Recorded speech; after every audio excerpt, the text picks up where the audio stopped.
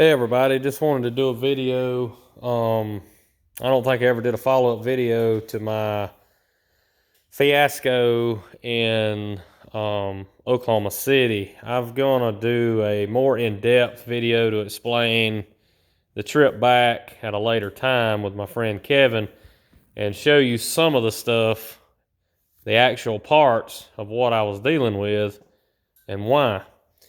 But right now I just want to talk about a few of the things that I found on the car that I've been able to correct to make the car more what it needed to be. I've got some turn signal trouble. I still have no turn signals on the car, although they worked when I bought it. I think that's something simple. It's probably a turn signal switch of some sort. Most of the other issues I have solved just in the last couple of days. As you can see, I'm still running the car off of a jumper because it's 59. It's hard to find a power wire that will not lose juice when the starter spins over. So if anyone has any recommendation on that, feel free to share. You may can save someone else some trouble in the comments. I think maybe a relay may be the thing to do, but just wanted to kind of explain a few things here and what I found. This master cylinder had washers in between it and the booster. And changing out the Kragers for the Corvette, the Keystones for the Corvette rallies, I could barely turn the rotor. So I knew something wasn't right here, and the car had some brake supplied even sitting here. So it wasn't enough brake to make things get hot, but it was enough to raise a red flag. One thing that I think needs to be adjusted still is the rear brakes. You can sliply slide the drums off and on, and they should not be able to do that. But that's the least of my concern at this point. What I wanted to talk about was so I took them.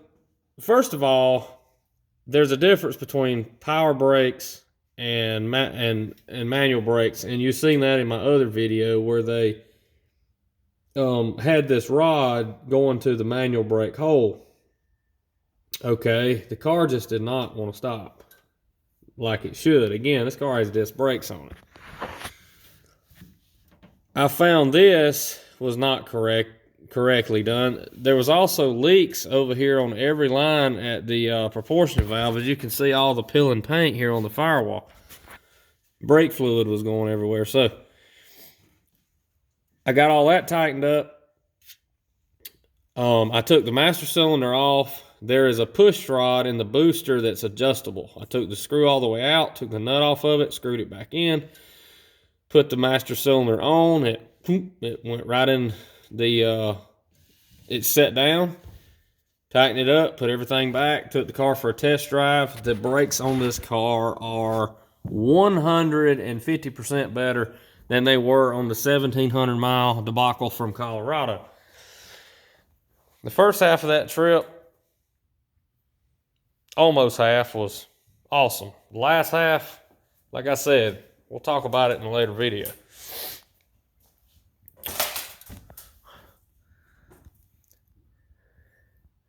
There's also a few things that I found that was done incorrectly on this car.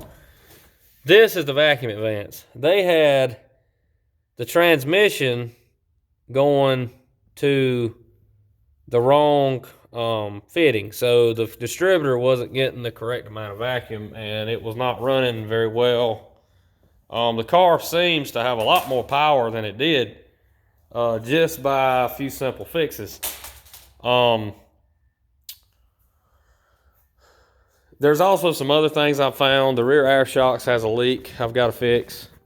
But overall, just literally sitting here and staring at this engine bay, I have been able to decipher several problems with the car and been able to fix it.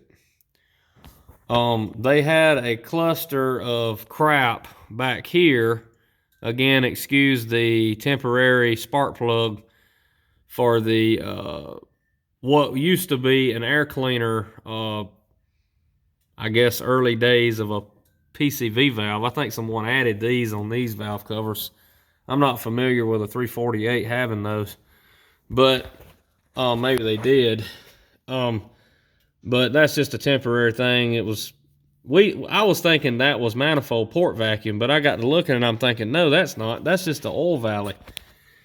So, but they had a cobbled up crap going to the air cleaner, and it was a mess. So I got rid of it, and I'm just gonna plug that off, or use it for what it's supposed to be used for in the future when I get a prettier set of valve covers. So anyway, just a few things I wanted to talk about. Hopefully, if you're looking to buy, I mean, it don't have to be this kind of car. It could be any car. Look for stuff like this. I mean, get under the dash and look where they got the brakes going. Look for washers shimming up a master cylinder. I mean, look for a points wire being wired to the distributor on an electronic ignition, causing it to break down. That's what the underline of all my issues were to begin with. So, hope you enjoyed the video. Again,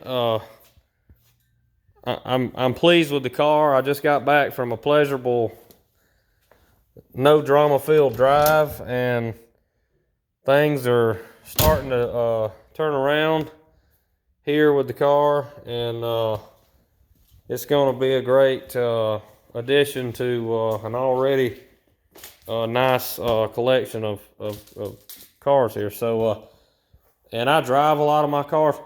The problem, again, if you're buying an old car, keep this in mind.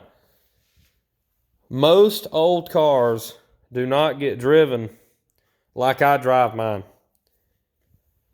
I drive one of these cars every single day, sometimes twice a day, if it's not an absolute rainstorm outside. I don't take them out intentionally in bad weather. Luckily, here in South Carolina, we have mostly pretty days, although this has been kind of a wet winter. But I put cars through it. When I get on the road, I keep up with traffic. I drive the speed limit, but I keep up with traffic. I'm not going to get hit in the back. If I'm on the interstate and the speed limit's 70 and cars are running 80, I'm going to keep up with traffic. They might get so fast I'll get over in the right-hand lane and let them go by. But my point is, I put cars through it. Most people who drive these things, they diddle-daddle them around, and they don't ever put one through it. Okay, when you start driving a car like I drive, and I'm not an idiot, I drive my cars like everyday cars supposed to be driven. These cars were driven and put through it back in the day. I mean, these cars would run fast as you wanted to go, faster than I want to go. But the fact of it is, problems like what happened here on the way back from Colorado will show up when you throw try to throw 1,000 miles at a car like this that hasn't been driven 1,000 miles in 2 years. Things happen. And keep that in mind when you have the bright idea to go gallivanting across the country to buy a car and drive it back home. Beware. You may run into trouble. Take spare parts with you. Take tools with you. Luckily, like I said, again, I'll explain all of that later, but you'll be intrigued to hear the story and how it all worked out. But anyway, like, share, comment, subscribe. If you want to see more videos of this car and its process of coming to be my car and personalizing it, please comment, and I'll do my best to share some more on the Impala and be a little something different than what I normally post. So anyway, that's all for today, and I'll see you again next time.